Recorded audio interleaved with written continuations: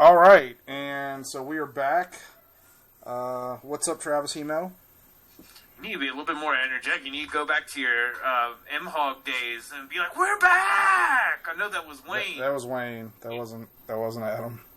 I'm sorry if you don't have the energy. And we're back! Welcome to the MHOG Podcast. I'm Adam. I'm Buck Lightning. And this is a reference that most of the people that see this won't get. Go check out the Metal Handed Guy podcast, folks. Especially older episodes that I'm on. Yeah, those are the only ones worth it. I'm sorry, Wayne. You're a dick. Can I say that? Is that a bad word? I don't know if YouTube's algorithm will... Can you honk yourself out? Like, can you censor it? I don't feel like it. But we're here to do a little art chat. We're going to discuss a couple of... we're each going to discuss an art book that we chose. And just thought it would be fun. You're an artist. I'm not an artist. You're an art appreciator. I was going to go with art critic.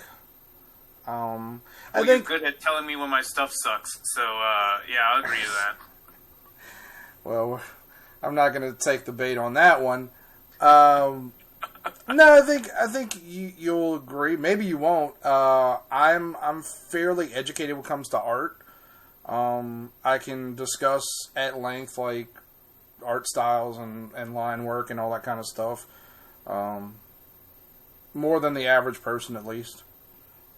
Yeah, I mean, so you can correct me if I'm wrong, but you've read enough and seen enough comics over the years. You're kind of experienced with different styles. Including myself, you have different friends with all kind of different art styles as well that are similar to artists that we've talked about, actually, a few times. And I did want to mention, this show, it's been you and me, but it is open if anybody wants to join us or wants to do one separate. Any artists out there that just want to chat. We try to keep it positive, talk about things we like. And this channel isn't just for comic books. You and I were just discussing possibly doing an episode about the Spider-Man movies, the different ones. Yeah. And I mean, I know that's comics related, but I personally, I'm looking forward to doing some Star Trek movies. I want to talk about movies quite a bit. And you and I, also comic book related. But we are planning to do probably our first negative episode, which is going to be talking about the Lock and Key show eventually. If you like Lock and Key, please don't watch it. But let's get started. So I like your choice here. It's offbeat. I think is the best word for it. Yeah, but Mr. Dan Panosian, I think. I first experienced him I think as an inker in the 90s, and then more recently I've seen actually sequential pages, his sketches, and they're just amazing. Also, to kind of plug, he actually does a podcast with Joe Quesada, Jeff Johnson, Dave Johnson, and it's a drink and draw podcast where every Thursday, I think it's every Thursday, they get together and do a live stream and just draw random topics. I know I told you about it. I think you saw it. They did a theme night of Darkhawk.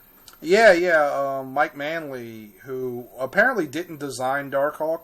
This is a Marvel character if you're on an issue, a 90s Marvel character. But he didn't design the character from what I remember from that episode, but he was the regular artist and defined the art for the first 25 issues, I believe he was on. Yeah, it's actually a really good episode. They have some really good guests on there. They should have Travis Hymel on there. Come on, guys, reach out. If they drink enough, they might let me on there. You are a big drinker, actually. You don't look like it, but you are. I can't say it too loud because my wife is next door, but I think it's more so my wife is the alcoholic in the relationship. Yeah. You don't look like an alcoholic. You look like Moby, but, I do have that hobo look going on with the beanie. But anyway, back to the matter.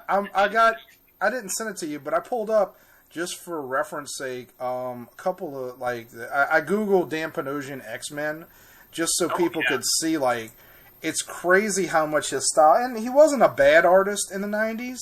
He, no. I didn't research this, but you and I had discussed, I'm pretty sure he was, he went from X-Men to Rob Liefeld's crew, because he sort of fit in that. Him and Brandon Peterson have a very similar Art Thibert kind of art style. Like, I actually like Art Thibert better than old Dan Panosian or old Brandon Peterson, but at some point in the last 15 years, Dan Panosian completely changed his art style. And, I mean, I pulled up, you know, like I'm showing like some of his X-Men cover. Oh wait, that's John Romita Jr. Oh, it's pretty loose. You know, it's funny. Like you mentioned, he was an inker, and I didn't remember him inking things. But I'm looking at the cover to Uncanny X-Men 302, and he inked John Romita Jr. You can definitely see his line work in the inking. But yeah, we'll switch back to the cover to Urban Barbarian Volume 2. But his art style is very much changed, and you can see a few different influences here. But it's kind of hard to pin down where he's coming from. But this is his line work's completely different, much more simplified, and I'm loving that cover to this book. Yeah. Oh, it's great. And actually, that's just like I think a drink and draw sketch that he's done, like a regular drink and draw meetup.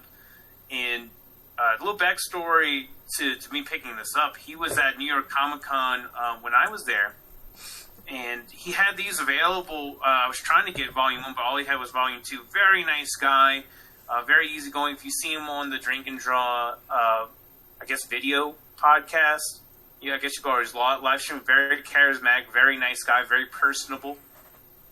So it was great to actually meet him. I was a little starstruck because it was him and then Dave Johnson right next to him as well, who's another amazing, cover artist. He's done stuff on Ben 10.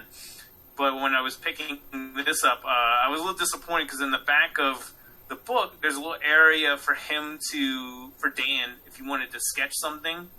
And apparently he was trying to do a sketch in every book, but he gave up because apparently the material is a little too glossy, so everything smears on it. So he was like feeling really guilty when he was selling these books. He's like, I would give you a sketch in this book, but he's like, it's just going to smear everywhere. He's like, I already tried a few times. I felt bad for him. I've seen that happen to artists. I mean, unfortunately, like, you're not printing your own stuff. You're just using, like, as best you can, the highest quality you can meet with the most reasonable price. Yeah. And, you know, especially when you're printing your own books, and you know this because you printed, you had a Kickstarter for Boogie Brigade. No, I didn't actually. I'm sorry to contradict you on it, but I didn't. I just actually self-printed. Oh, wow. So you came up with the money yourself. Yeah, just self-print. But it's difficult. I mean, it's expensive at the print run. How many did you print, out of curiosity? I printed 50. So that had to be fairly expensive. I'm not going to go into too much detail, but I had worked out something with an employer because when at the time I was working for a print center. Oh, okay. Well, you know, an unusual ability, but yeah. So in general, like it's very cost. Like you don't make a lot on books when you're self-printing, and so. But I would love to get a Dan Panosian sketch. He's probably pretty high up there. Honestly, I remember it was some random X-Men book when I saw his new style. I think it was like a one shot. I don't remember what it was, but when I saw his new style, I was just blown away. Yeah, actually, what's interesting is you might remember in the Logan movie that came out, it was like the Old Man Logan one, the last Hugh Jackman movie. Yeah, I know the movie you're talking about. Him and Joe Quesada actually worked on the comic that's featured in the book. So originally, Joe Quesada was contacted about doing this faux X-Men book for it, but so was Dan at the same time, and they both didn't realize it.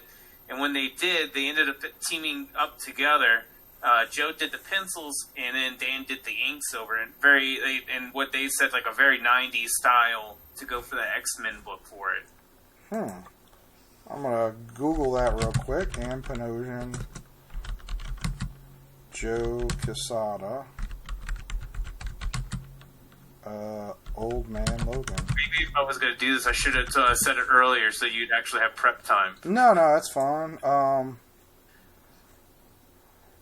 That's an interest. It's funny. We mentioned him a couple of episodes ago. Like, the style ends up reminding me of Paul Pope because their styles don't really mix very well. You're talking about Dan's style, correct? No. The combination of Joe Quesada with Dan Panosian inking it has a very Paul Pope feel to it because they have very disparate styles. Mm-hmm. I'll have to go through that myself later. But yeah, that's really cool. We're going to switch to, you sent me some pages, like we sent each other pages from the two art books that we did. And we're starting with this Red Sonja.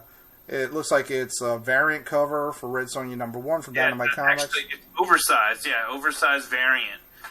It's actually one of my favorite pieces in the book and one of the ones he's done recently. There's just so much going on, and I think this is one of the good examples to kind of show how much of a master Dan is over pencil and ink. There's a varying amount of different styles that you can see in it, and different techniques that he's used that he's probably learned over the years. There's just so much going on in that image. If people can actually see a better image of it, they can see all that background detail, all the little knickknacks on shelves, the dragon's head in the background. And what's interesting is when you look back at his old style, it was a lot busier, but accomplished less. Like, his style now is far simpler, but like you said, there's so many details in the background. This is definitely, his style is simplified now, but it's more work because he's putting in more effort into making the image pop. Yeah, and it's also really good at being at putting you as the POV, the point of view of whoever is like walking down this staircase, because you've got that banister in the foreground, you got some bad guys, Red Sonja, and then you got what else, and she's just peering over her shoulder. Really kind of cool when you take it in as a whole. Yeah, it makes me think about you and I have talked about this privately. I'm a photographer. You're obviously a completely different type of artist, but this is good cinematography. When you're a comic book artist, a lot of people don't. People don't really think about these things, but so you view. It's commonly referred to the view of the artist as being the camera. Like when you're designing an image. Like, this could have easily been just a flat image of Red Sonja head on with the dead guy. I'm assuming the guy's dead. Maybe he's drunk. I don't know. But behind her or in front of her or something like that. It could have been a simple flat image. Instead, we're seeing this from the view of somebody walking behind her down a banister. The camera's over her shoulder with a wider angle of... I guess this is a shop, or it might be a city. It's kind of hard to tell. Yeah, but definitely does a lot of storytelling here. Mm-hmm. Things you can put together for yourself that you might think might be going on. How much time do you personally take, like when you're designing a panel? Like, obviously, this is a different artist, a different book, but it's not necessarily just like when you get a page. A script from a writer, like you don't just sit there and draw. You actually have to think out panels. Like, do you generally take a lot of time?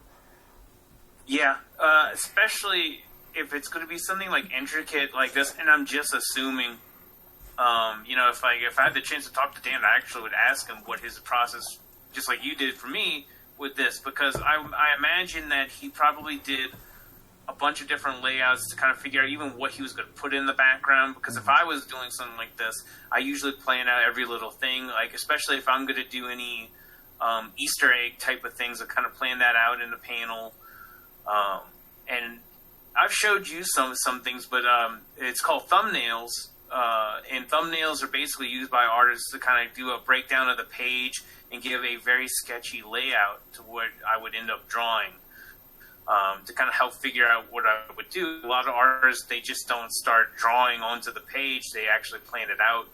You know this. I'm just speaking for people. No, I'm aware. I know what you're doing. No, you can see a lot of that if you follow major artists on Instagram, particularly guys who do covers. So somebody like an Art Adams. Art Adams is great for breaking down like every different, because he'll start with a thumbnail, and he'll start with like 2 or 3 thumbnails, and then he'll slowly start inking. You'll see the entire process as he goes along. But and some guys, especially for covers, guys who generally do covers over interior work, like it takes a long time, but they have more time than you do to do interiors. Yeah. Let's move to the next one, and I'm not sure what this is. I mean, obviously it's from the art book that we discussed. I'm blanking right now. It's his own self-published. I think it's from his own self-published book from Image. I think it's. Hold on, 1 second. Find it. I'd probably have to go back and find it, but that's from an Image book that he did fairly recently. And another kind of example of just different techniques that he just used to make this page pop. Ink washes, different. It looks like different brushes used. I see some zipatone, so that's like the dotted patterns that you see. I could see some shirts and stuff. All kinds of different stuff going on in here. He's using a simplified. I don't know if he colored this himself. I would assume he did because of the simplified palette. But I mean, to the untrained eye, it looks like black and white, but it's not. It's looks like either a 3 or 4 tone color palette. There's definitely some like reds in there, but I'm loving. I'm seeing a little bit of Joe Kubert in the style on this page. Real quick, just so you know, the title of the book is called Slots. What, man? It's the name of the book. I know. I know why you're probably laughing. It's like, look, I'm immature. I'm keeping it to myself. Don't want to piss off any slots. But I all the internet slots out there. But yeah. I don't have a lot to say beyond that about this page, but beautiful work. And storytelling as well. You can obviously know what's going on. Guys coming through the crowd. You have a ring announcer going on. Mm-hmm. The fight's about to start. It looks like the main character goes off, and maybe he said a few things to the opponent. When you mention storytelling, a lot of that, these are mostly profiles. Obviously the background's a little simpler because it's clearly a boxing match, but the expressions, like, and this is something you can definitely talk about, facial expressions, like, really hammering home when you have a cartoony art style, like the differences in faces and like the cop in the first panel is pissed off, and then but even if you look in the crowd in that first panel, there's 6 or 7 different fully formed faces with a lot of storytelling. Like, you can tell a lot about each character. You can tell the smugness of the boxer, the cop who's worried that something's going to happen, just the random fat guy in the back that's just I don't know if he's the manager, but he's excited for the fight. There's a lot that's going on in this. Yeah, like the bottom 3 panels, you could see he has got that smug look. Then you got that good comparison to the next panel, the polar opposite, where you got the guy looking like he's pissed, and then you go back to the smug shot of the main character again. And pretty confident. And this is years like it. If you look at his whole panels from the X-Men days, they didn't have quite the same skill level. I mean, this is a guy who's been in the industry for something like 30 years. it takes a long time to really develop that style. The next one is, I think you told me about this. This is a Chuck Norris. Yeah, it's the last page of the book, and I was laughing my ass off when I saw it. And it said that it's some animation designs. I have no clue if he was actually commissioned for these or he just did an animation style. Okay, because I was going to say the art style is very different here. Yeah. If you look at the top row, the two full figures, those look a lot more like comic book panels. But if the bottom three, and then obviously the head sketch, those definitely look more like they're designed for some sort of animation. Who knows? For all I know, he was actually maybe contracted to do something. I just thought it was funny to kind of put in the mix because it does kind of break it up. Because he does have some varying style throughout this book. He shows a bunch of different covers. He does a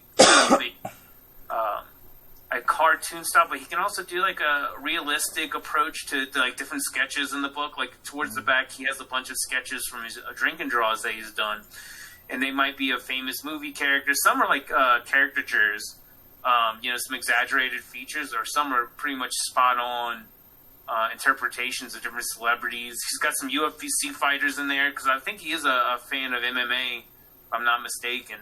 So he has a few was it Conor McGregor in there, like a sketch of him. But he's got all kind of varying art styles in here, and this one just kind of made me laugh when I looked at the last page. Especially after all the other different styles or all the other great pieces I saw, and then there's this kind of cartoony Chuck Norris back there. The next one, what's funny about this panel is, at first I thought it was, and it could be, honestly, Dick Tracy or something like that, and then the background is Batman, but it's not immediately obvious. And this is another example of like what we're talking about, like the view of the camera, because it could have been easily a flat image with head on the whoever the detective is with Batman in the window behind his shoulder, but instead we get a full view. We're looking clearly. I don't know if we're clearly from the view of the woman. And even that is impressive because I'm guessing this is a woman based on the design of the legs and the position of them. You get and also with I've mentioned it before, the different kind of merging of styles because you got that zipatone in the foreground and all that cross hatching to do the stockings, and you even got some. Looks like he just painted on some of the shadow too on the desk and part of the suit of the detective. Mm-hmm. I'm seeing in this one, I'm definitely seeing a little bit, like, I don't know if you'd agree, but a little bit of Bill Sienkiewicz in terms of the line work. Yeah, I could see that. One other thing that's nice about this is the use of color. It's only really two colors in this. Mm-hmm. I mean, there's a little bit of red, but there's yellow and blue primarily. And it's the palette's primary, but there's probably 5 or 6 actual, but the primary colors are blue and yellow, and that's designed to create a mood. Yeah, and also it breaks up the page, the foreground, middle ground, and you got a little bit of highlight on the detective, and then that yellow really helps. Sync in Batman back there. Mm-hmm. The red, I guess, is designed to break up because if he had went with like a purely black night sky, it would blend in a little too much with the blues and the yellows, and that red actually sort of makes the rest of the image because it allows everything else to pop and be on its own. Yeah. I like that. The next panel looks like a cover. I'm not familiar with the character, but this is. It looks like more of a, I'd say 1960s type of cover. Yeah. Clearly symbolic. It's Batman hanging on the knife of some, I don't know, assassin or something. Yeah, and great use of contrast too in terms of like on the right hand side, you have a lot more of heavier use of like ink, black ink. In the left, you have a lot more negative space. Really kind of cool balance that he's doing there. Not talking about Batman on the knife, but in terms of like the artwork is really great. This is actually the next one too is one of my favorites. You talked about it off camera, but this one really struck me when I was looking at it. Yeah, I'm loving it. Do you know who that character is by chance? I'm guessing it had to be for a more recent Batman issue, and I haven't read anything new Batman-wise. Looking at the Batman costume, it would have been a couple years ago, because the more recent Batman costume has a different emblem. Yeah, like I said, I'm not sure. I haven't read it in a while. But speaking of the next panel, and this is actually the last one from this book, but this is an incredible Batwoman cover. Yeah. There's a reason I put that. Just the amount of work that probably went into this is just amazing. Yeah, this is, we were talking about earlier, like how cover artists can go through, sometimes, who knows, like 5 or 6 different thumbnails trying to figure out what they want to do. And with covers, you get a lot more room to play with it and come up with something imaginative, because you're not beholden to the storyline and the panels. Like, it doesn't have to make, like, this doesn't really make sense. It's clearly symbolic. Yeah. But look at all that texture that he creates, though. I mean, even on the batsuit, it's not just in the cape, it's on the suit as well. Oh, absolutely. And it's gears, which is storytelling itself. Clearly something in the story has to do with, like, I can see Clock Gear, so, I mean, maybe she's fighting Clock King. Who knows? Chronos, God knows. But there's definitely storytelling going on here. And, you talked about a simplified palette, and, it's primarily reds and blacks with the white Sometimes background. That's all you need. You create more of an impact when you use less colors. But if you do it right. Let's put it that way. If you do it right. But it's not just a white background either. Like, if you pay attention, it looks like a painted white, which you have to look really close to see the line work back there. But it sort of disappears because of the reds and blacks, but it's definitely present in what's going on here. Yeah, so good, man. Yeah. Just every time I look at it. And, it's one of these artists too. Like, I have a very different style towards them, but sometimes when I see these artists, I keep wanting to be like, oh, I really want to try that. Mm-hmm. It's such a different style towards what I do, and I just love it. But that's how artists become better artists. Like, your style is pretty defined at this point. Of course, you could probably say that about Dan Panosian circa 1992, or 93, whenever he was doing those books. But you become a better artist, kind of, not by mimicking other artists, but by using art that you admire to figure out who you want to be. That's true of every art. It's true of photography, comedy, everything. Yeah, and a lot of this in the first part of the book is a lot of different covers. He's done some more recent, and what's nice of seeing about most of these, the way he, I guess, his composition of covers is so good. It's so striking. Those would make me want. Like, I don't read Batwoman, but I would probably pick up the book if I saw this out. It's pretty interesting. It really grabs you.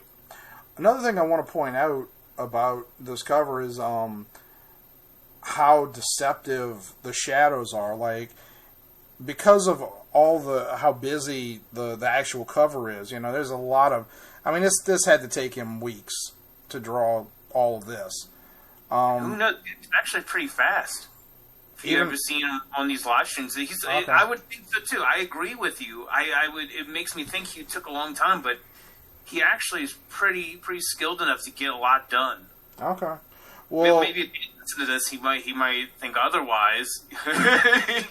Well, but looking at how busy this is, he uses the shadows to give definition to Batwoman's body. Like, if you look, like, the outline of her breasts, and she's not given a typically, large-breasted, like, ultra, Betty Page, well, that reference will come up later, kind of look here, she's very feminine, but a lot of that's done through the simplicity of, like, the, inking, which is going to be not the final stage. The final stage is going to be colors, but inking is going to be one of the last stages of this. So, I mean, that's a lot of forethought. Yeah. He does a lot of washes. I've seen him even use pencil and stuff. I'm not really sure what he used to this, because it almost looks like he painted, or it could be a texture he put in later, for all I know. But anyway, just amazing work. I think you could still find this book online.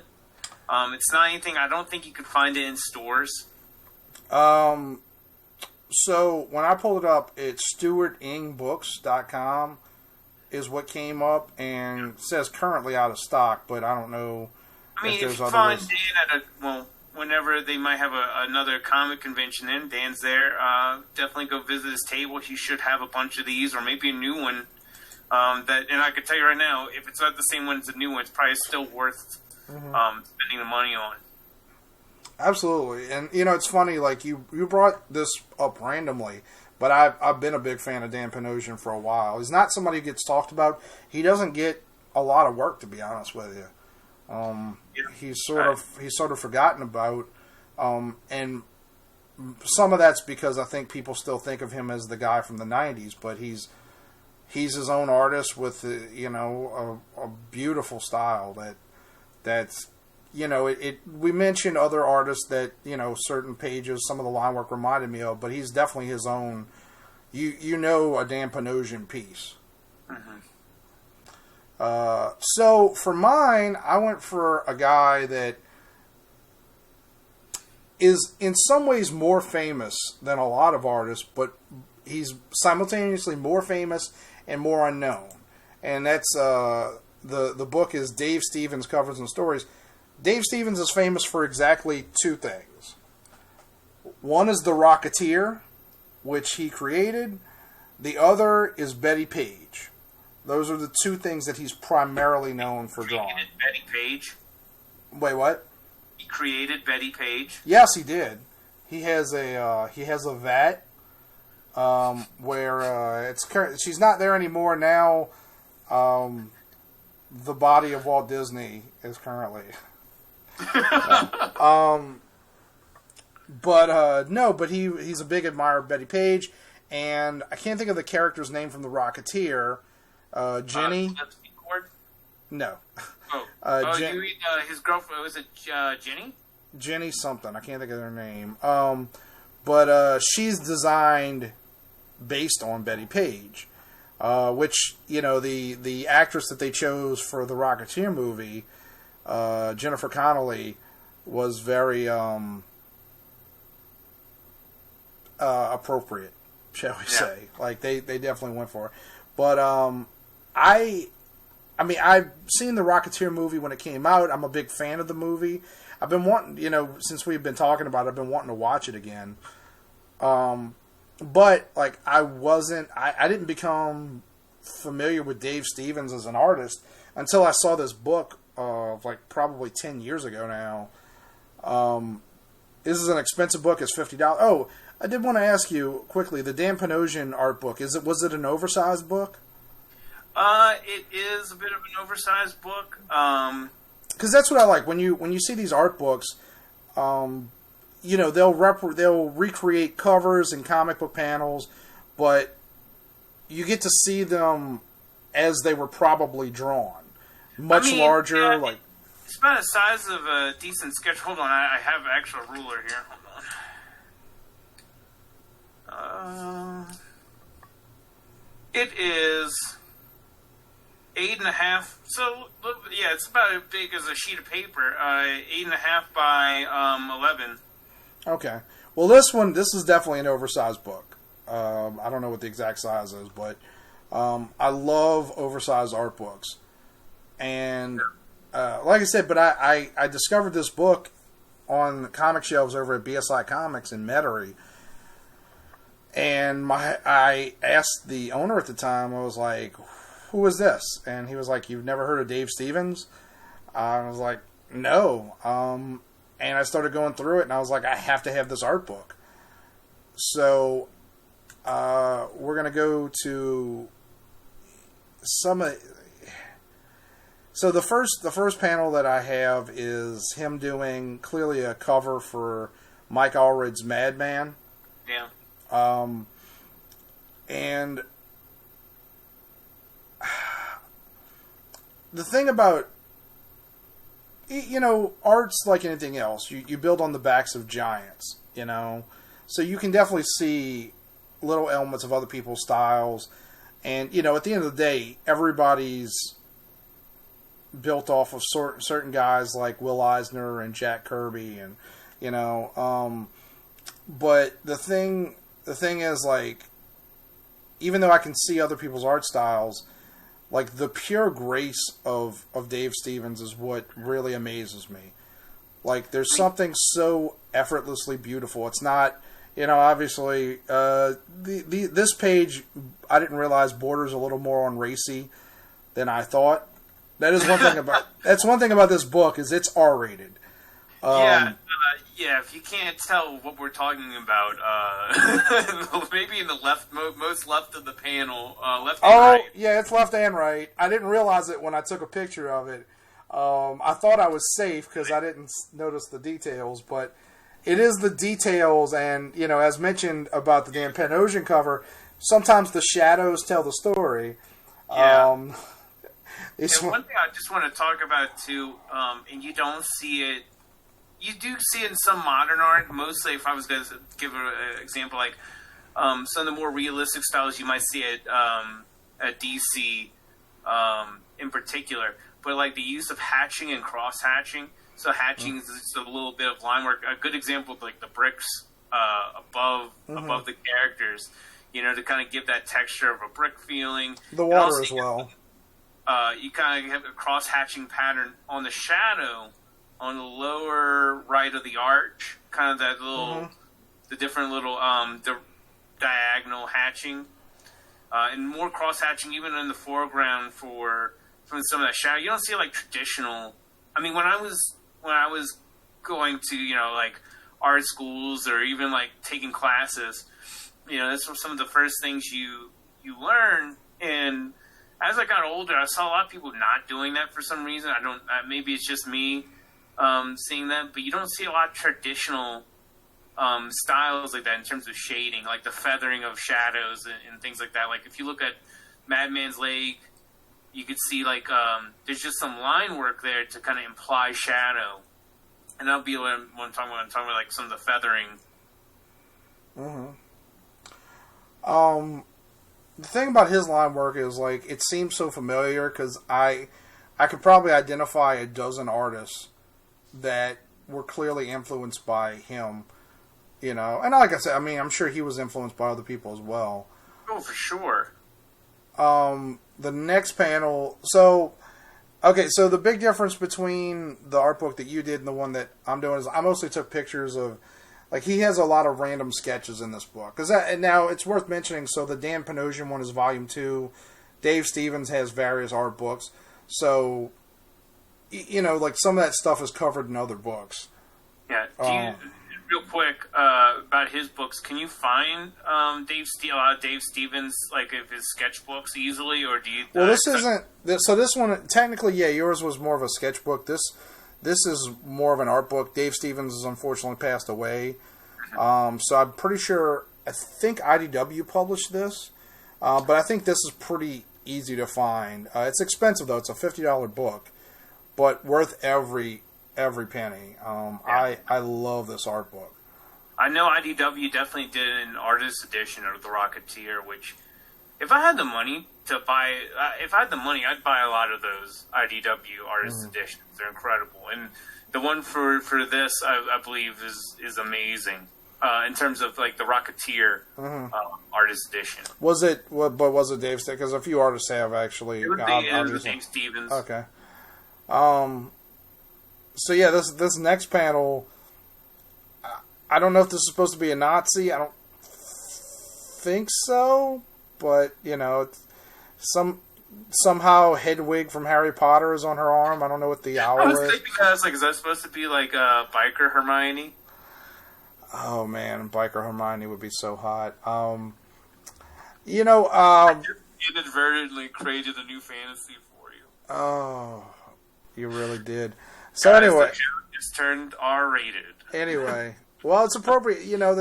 So I tried to choose panels that didn't have overt nudity, but Dave Stevens, he is a cheesecake artist. Like, he's talented, and we'll get to other panels besides cheesecake, but he knows what he likes, and he knows what he's good at, and he likes drawing, in many cases nude, but very sexual women, and he's really good at it. I don't have that much to say about the Nazi biker though. Next panel is this was a splash page of a Betty Page cover that he did. Looks like it was done in January of '81. It appears to be Betty Page being tied up by a gorilla or something like that. Yeah, chimpanzee something. And actually, what's interesting is Betty Page comics. They just started. I think in the last couple of years, Dynamite started doing Betty Page comics again. Mm-hmm. And this just makes me, when I see this, it makes me think about the new stuff that's coming out. But I wasn't really aware that they had Betty Page comics.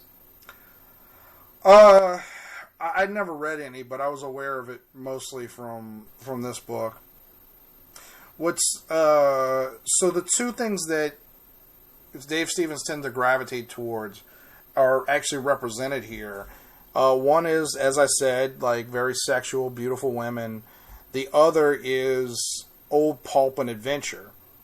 This isn't the full cover because it's a close up of a cover, but you can see the old 1940s style logo for the Betty Page comic, and clearly the whole design here is meant to be adventure and pulp, which the Rocketeer is more of a pulp adventure book than it is a superhero story. It's not.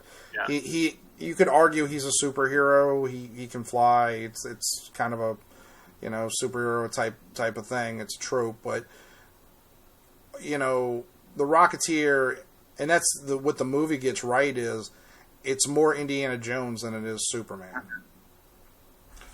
The next panel is just showing like this is a good example of what you were talking about with thumbnailing. Like, this is a little more detailed than most thumbnails are, but clearly he was sketching things out and trying to figure out what he wanted to do. You see biker Hermione minus Hedwig. Right. So clearly this is, and I guess I must have accidentally switched the order because I meant to have those back to back. But yeah, that other page was the other side of this one.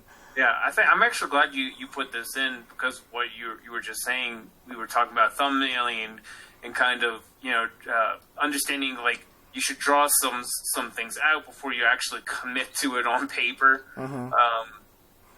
And again, if you look at all three represented here, clearly he went through different thumbnails before he got to that final design. And I mean, there's no owl in the two that we're looking at. Yeah. The bike looks a little more space age. In fact, the more finished one in the top corner looks a little more space agey in general. Yeah. Than like shorter hair, almost the same design though in terms of the clothes. But yeah, it looks like it's very similar, but there's a little more, if this makes any sense, Judy Jetson. Yeah. In the design here, again, like, people who don't observe. I mean, and I'm not like looking down on people, but even among people that read comics, not everybody really looks into like the details of what goes into like making great art. Yeah, and even looking at these sketches, they're really loose. Kind of compared to what we've seen already, where these sketches don't look at, like, they look more cartoony than what his other sketches we looked at. Some are a little bit more realistic, I guess. Maybe that comes down to when he was inking it. There was one panel or page that I wanted to take a picture of and show on here, but I couldn't because the woman was nude. But the detail was so fine in it that it actually looked almost like a real picture.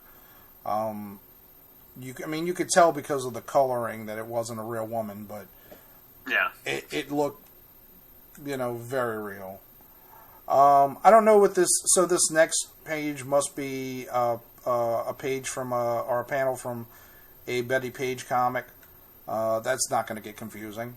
A page from Betty Page. Clearly, Betty Page is in ancient Egypt for some reason, and probably being sacrificed. Her bra's about to come off. Yeah. Not a lot to say about it, but it's beautiful. Actually, I could say some stuff about it because I was just talking about how his sketches were different than his inks. When you start to look at his inks, it's a lot more realistic in terms of the rendering, like the shadows and everything on Betty Page, especially the way her body's turned. And I guess that's to apply, maybe there's some lights or some torches that were supposed to be lit. I have no clue. But if you look at even in the foreground around the little the tub or whatever that is, the way he does all that little hatching, everything really shows you where your light source is and the way it's supposed to be hitting Betty Page. I actually really like this a lot. I'm curious if the priest in the center was drawn in more last minute because if you look at... Where's the rest of him? Well, actually, that's a good point. But no, I was thinking, like, if you look at the line work for the other three characters on the page, to highlight the background, there's a white layer that surrounds all of them, like to emphasize the background. It's almost like the opposite of cell shading. Yeah. And that really works, but he just sort of, like I said, he almost doesn't fit in with the rest of it. And honestly, I kind of wish he wasn't there because I think the image pops more without him. Yeah. I'm assuming that's a man. Those breasts look oddly firm. I had to do what you hate when I look in. I had to look for. It's like, no, it looks like a man. I'm pretty sure it's a man, but I'm just saying, like, it's. I think that's an Adam's apple there. Even if that character is there, he could be a eunuch from the time period. Good use of negative and positive space in terms of like all that the solid black ink in the background really helps the foreground pop. Yeah, if you notice, like, none of these pages have been colored. I don't know if that means that these pages weren't ultimately colored, or if they just didn't have the rights, because it is an art book for him. So maybe they just went with the pencils and inks. But when you're doing like a black and white image like this, you do have to think about a lot more about making the shadows and negative space and all that work. So the next one goes to what I was saying about, like, he loved old pulp. So this is a crossover book with The Shadow and Doc Savage. Two kind of unknown characters. I want to say they're both from before Superman. Yeah. I think Doc Savage is. I don't know about The Shadow, but... I know they had the whole radio show for The Shadow and everything, and then I think they started doing a comic book. Okay, I wasn't aware of that. But these are, obviously, The Shadow had a Alec Baldwin movie. Doc Savage is supposed to be in production with The Rock starring, but people aren't that familiar with them. But people might think these are superhero characters, but this was, like I said, pre-Superman. So before the concept of superheroes even existed, like, these were adventurers. These were pulp characters, which is what comics exploded out of. Yeah. It's a really fun little drawing. I don't know if what this was for, but it's pretty fun. Mm-hmm. Let's see. What's the next one? So this one I meant to rotate. But so the fun thing about this art book is that it is covers and stories. Sorry, I'm getting a emergency message on my cell phone. So we can cut that out. I won't. So why not? It's not worth it. So you're getting covers and stories here. So they included a few. I don't know if these were what do you call them? Compilations, anthologies. Yeah. They included a couple like stories that were only like 2 or 3 pages, and some of them were pretty fun. A lot of them weren't written by him. It looks like this one might have been.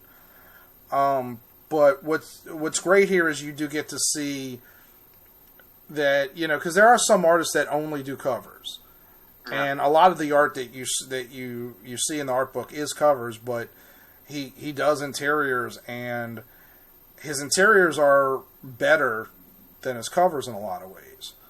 I don't know if you have anything to say about that. No, I was letting you finish. Another kind of pulpy page. I love seeing pages like this where it's like the old school lettering. You could see even like the title at the top. You can see how it's just kind of like a photocopy sheet that they cut out and put in there. And you can actually, I don't know if you can see it, but he uses whiteout where clearly something was written wrong. You see that a lot in this art book. But on the top right panel, there's a white line, and that's whiteout. Yeah. I mean, that's how you do corrections, and I'm not sure if they had a comics code, but sometimes they would just white out entire sections and then have to redraw something.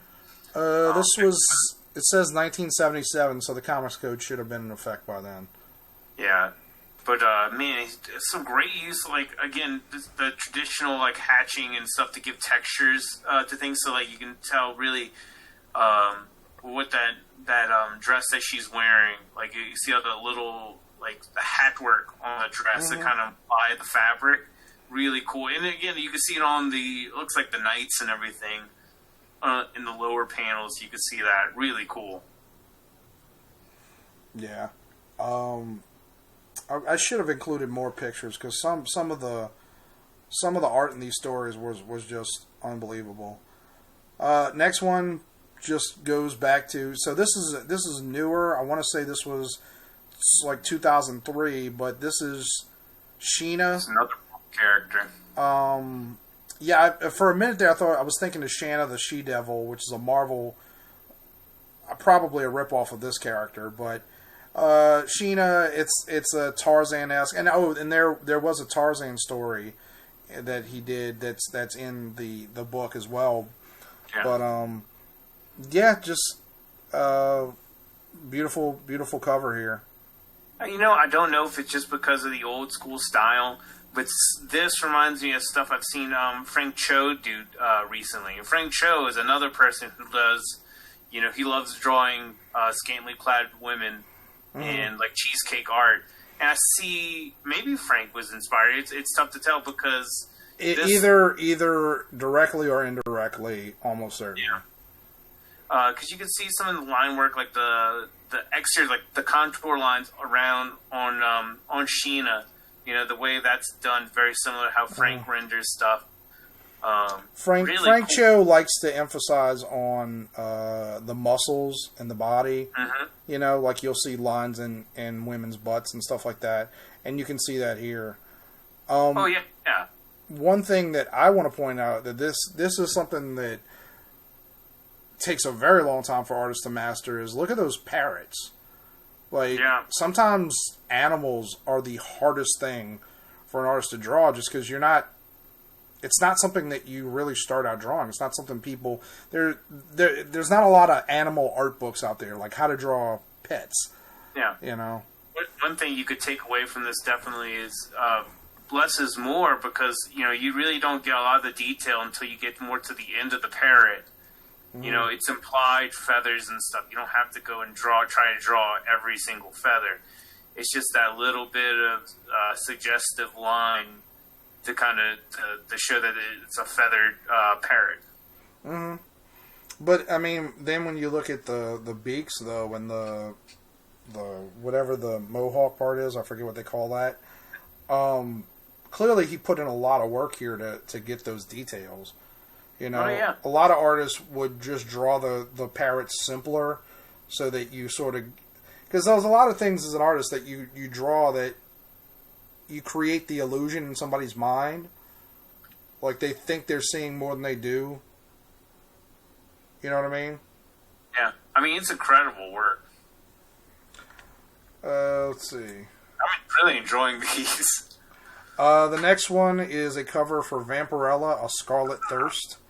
And, you know, obviously, again, like this plays on what he likes. Vampirella's a very pulp character, goth, Betty Page inspired, you know, or at least women of the era.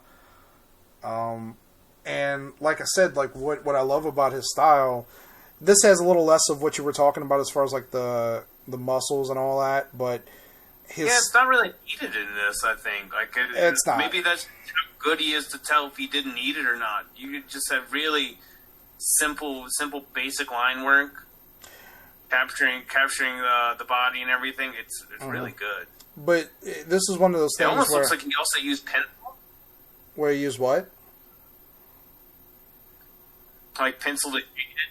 It looks like he just also used, I don't know if he just inked as well. It looked like pencil or something. No, I see what you're saying. I agree. It looks like pencils were used there. But you know, as effortless as this is probably a really good example of how much work it goes to making something like this look easy. Like, if you think about what's going on here, yes, she's got beautiful legs, a beautiful butt, but what's really drawing you in, honestly, with this page is her face. And he's a master at making women, like you talked earlier about character work. Story.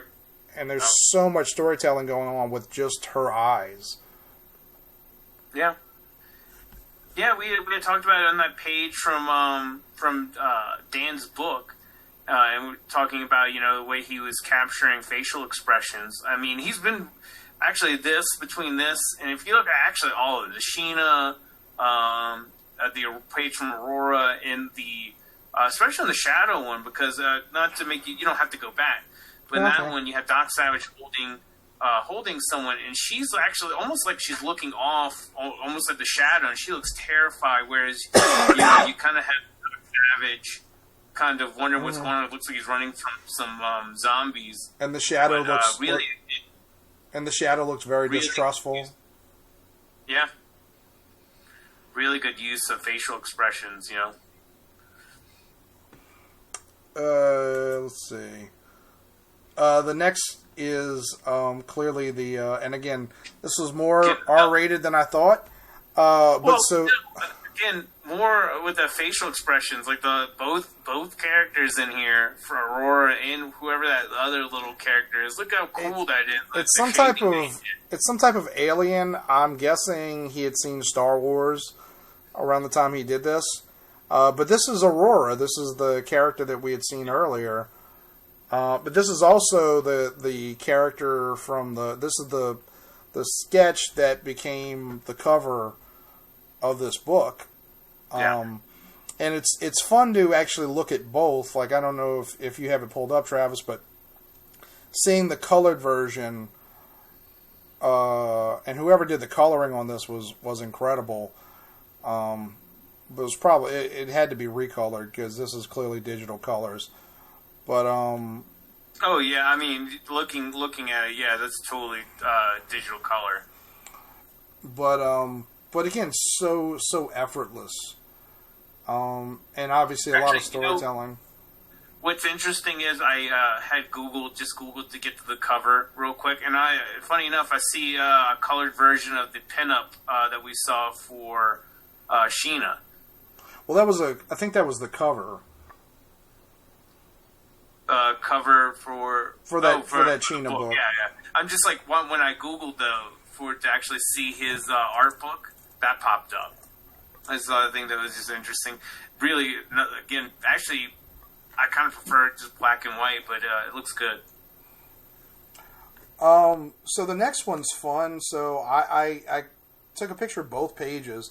So this was something that he did for a Jack Kirby. Oh, yeah, you mentioned this over the phone. So you get to see the original Jack Kirby pencils, and if I'm assuming if you're watching this, you are a fan of comic book art. But Jack Kirby is obviously one of the modern, not modern, but one of the masters that everyone sort of built upon. A lot of the techniques that he created, other artists have either aped or learned from to become the artists that they are now. But he's not somebody that you would expect somebody like Dave Stevens to ink. His line work is a lot cleaner and a lot straighter. Dave Stevens has more of an organic style than somebody like Jack Kirby.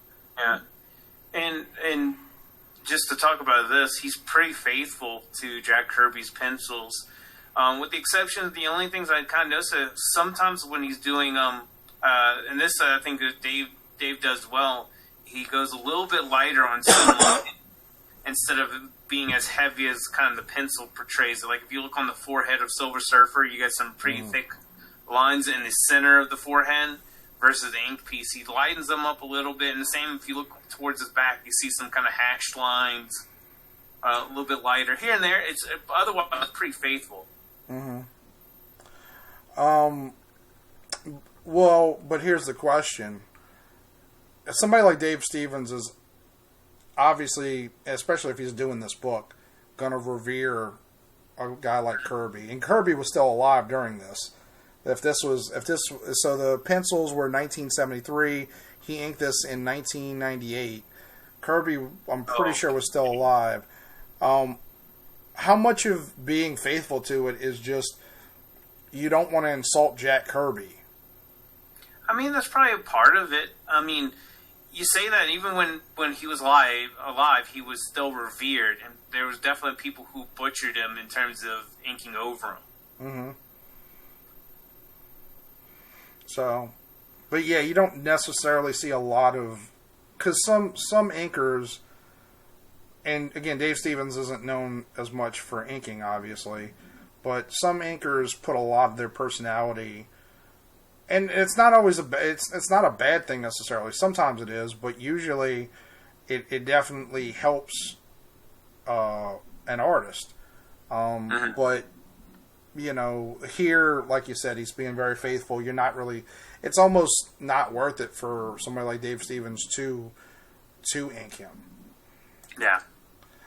The next one cuts to the heart of what we were talking about. Jonny Quest. A lot of storytelling here.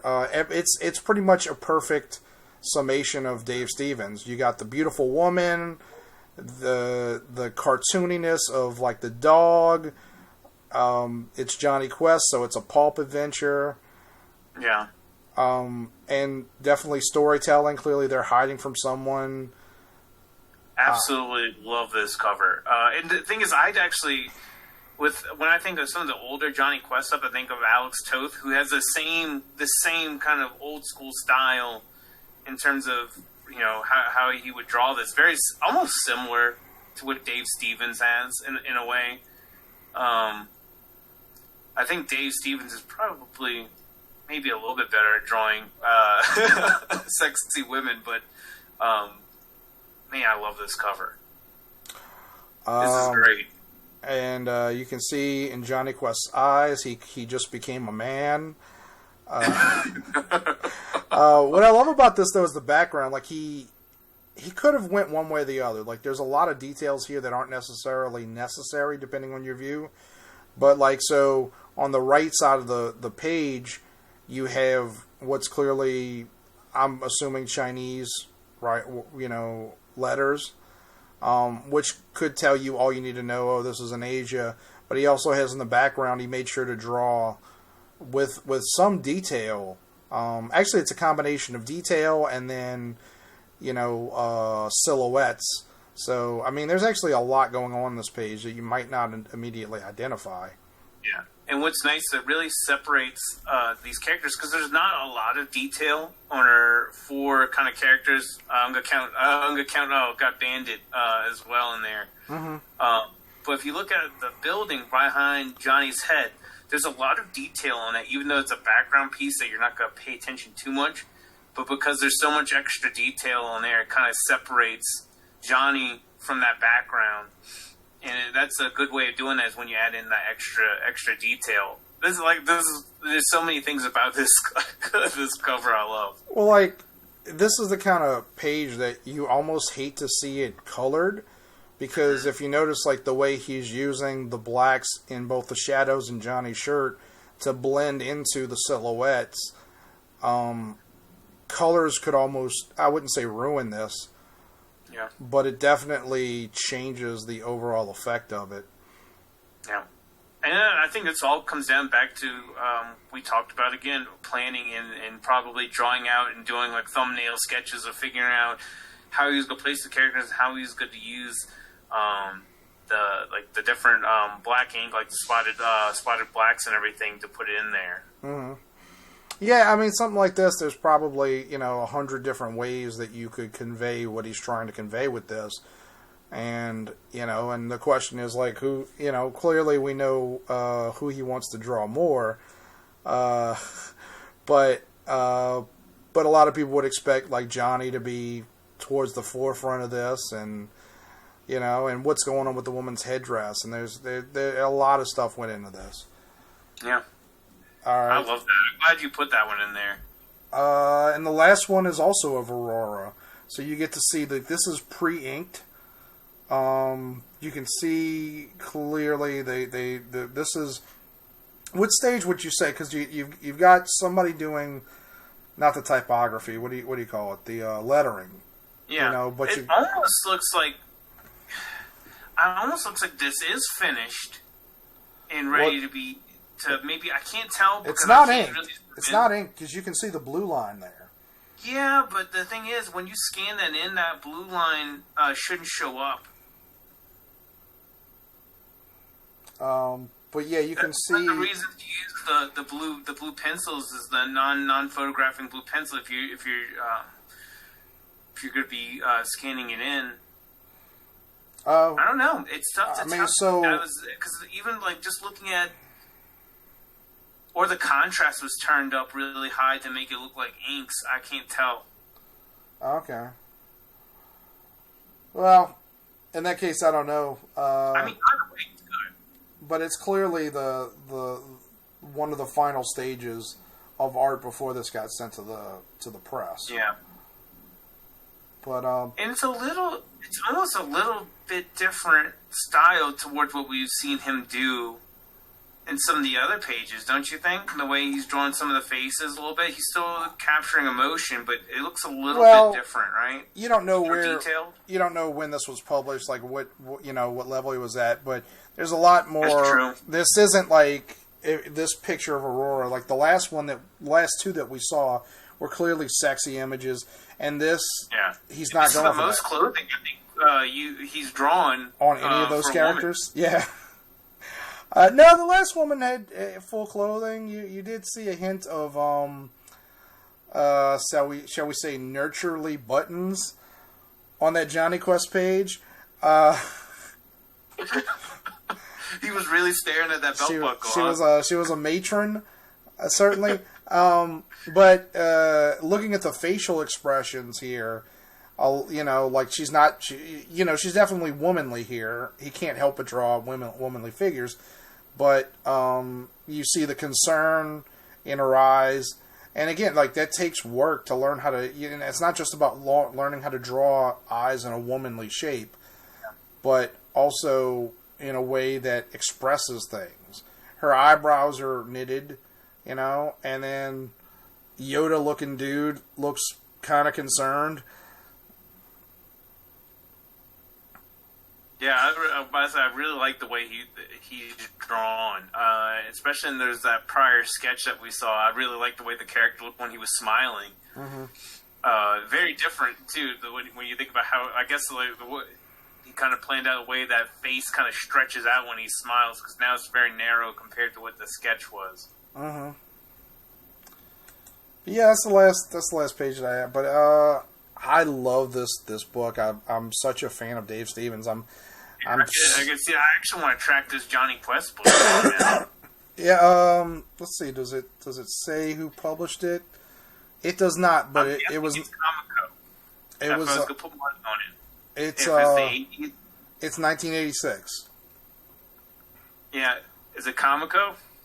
It doesn't say. Ah. But yeah, this was done in 1986. So, like I said, I mean, if you're a newer comic fan, you might. That's the thing about so many of these guys, and I've said this about Jack Kirby. I'm not the biggest fan of Jack Kirby, but I understand that guys like him and Walt Eisner, they created the medium. Like, the reason that you have a guy like, let's say, Jim Lee, is because a guy like Dave Stevens was there first. You know, and I'm not saying Jim Lee is copying Dave Stevens. Their art styles are very different. But yeah. I'd be surprised if he wasn't directly or indirectly influenced by a guy like Dave Stevens. Or like Alex Toth, who I'm not familiar with, but I know Alex Toth is another kind of hidden master.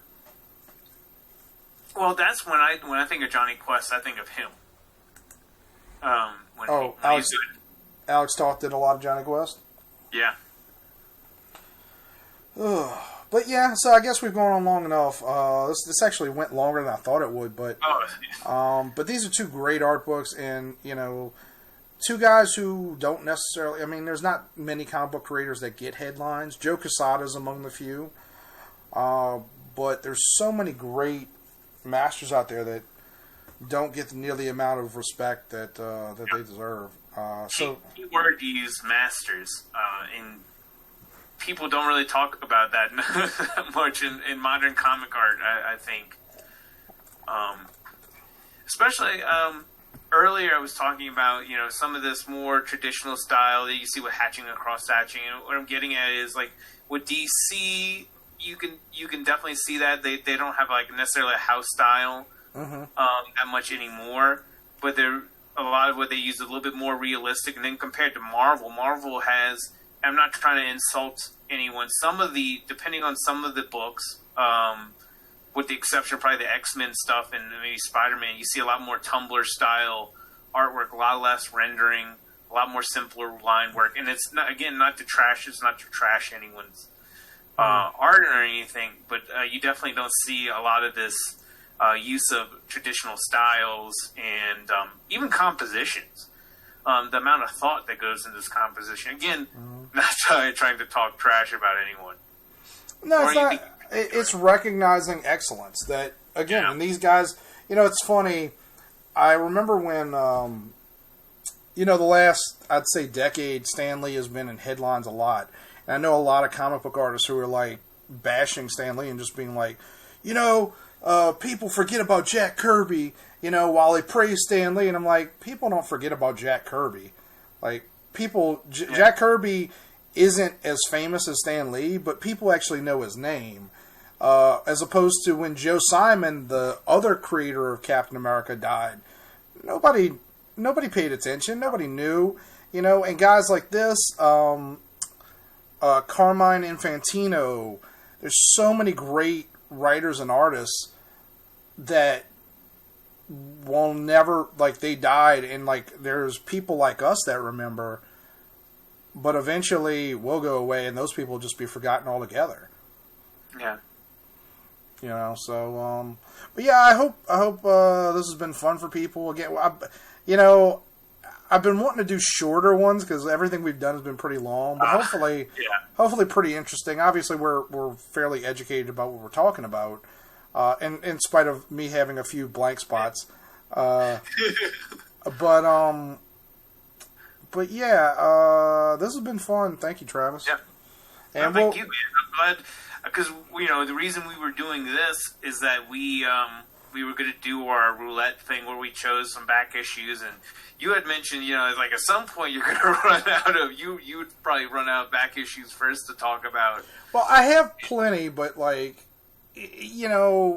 to keep it somewhat random. Well, I get that, and this kind of breaks up the pace because, I've talked about like a lot of the books behind me are either art books or different like how-to books that kind of keep behind me as references. Mm-hmm. Sometimes I do dig out some of those sketchbooks and kind of just if I'm trying to capture something or if I need some inspiration, I go to that. And I have plenty to talk about. Honestly, with you, the funny thing is like nobody would know. All you really see is like X-Men animated series figures. But I do love those as well. but yeah, if there's any artists out there that if you have something you want to talk about, obviously, unless you're somebody like Dan Panosian, try to talk about someone else's art. We're not. We could. I actually have in this thread like plenty of panels from Travis's work that we're not talking about because this isn't about just promoting ourselves or anything like that. But if there's any artists that want to do this with us, and you have an art book and somebody you'd like to talk about, or some back issue, I about to say that'd be nice too. Right. Or anything really. As long again, we're trying to keep it positive. But we're going to do another one of these. We both have other art books. I don't have as many as you. I wish I had more. But anyway, so I guess that'll do it. You can find Travis at artoftravishymel.com. Yep. Nothing, unfortunately, still because of the what's going on. Nothing out at the moment. But I'll be probably in the next week. I think I'll be launching a YouTube channel, doing some how-tos. I work digitally a lot, which you already know, but I work digitally on a Microsoft Surface Pro, and might do some stuff showing like different kind of tutorials around things that people might not normally use a lot in like Clip Paint Studio. It was known as Manga Studio, but I'll probably be launching that early next week, I hope. Cool, and you can actually see, there's a couple places you can see Travis's work. There is Art of Travis Hymel, Travis_Hymel, Hymel, on Instagram. And pretty soon the header for this YouTube page will have an example. I should mention, and not too much drawing. It's more of logo design, but yeah, I have a little bit of a drawing in it. Okay. Well, I do want to mention real quick because it wasn't designed as a header. The current header is done by an artist named Ryan Lord. It's a Spider-Man Scarlet Spider sketch that he did that I loved, and he sent to me. And I didn't ask his permission; I just used it. But I felt bad because it doesn't say his name on it. But Ryan Lord's really good. You can check out his work. Just have John come over to your house and beat you. John is his brother for people not initiated. I've seen John mad. It's not something that you want to be around. It's pretty frightening. Well, you shouldn't have stolen the art then, dummy. But all right. So I guess that's about it. One quick thing. I put it in every video, but if you want to support me at all, like with this page isn't funded. We're not YouTube partners, so we don't make any money off this. If you want to support my work, I have a pixieset page where I sell, my art photography. If you're interested in anything, you can click on that link and see if you want to buy anything. But all right, well, thank you, Travis. Thank you, sir.